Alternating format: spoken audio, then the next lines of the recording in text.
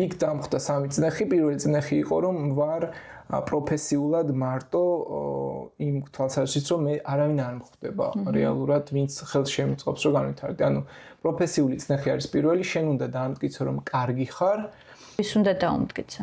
იქ ვინც გხვდება. თანამშრომლებს? და გიყურებენ ძალიან ცუდი მენტალობით. ანუ როგორც კი ფეხი გადაგიბრუნდება, არის კრიტიკა პირდაპირ. და ეს კრიტიკაც არ არის, უფრო ზიზღია. ვაიმე დედა. კიდე იყო რამე წნეხი მაგის გარდა? ასაკობრივი წნეხი. ძალიან პატარა ვიყავი.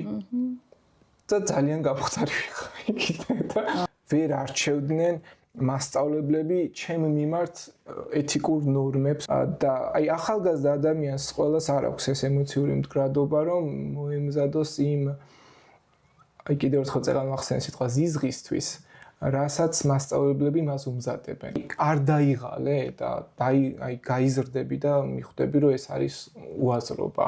არ დავიღლები ხო? არ დავიღლები მოკლედ.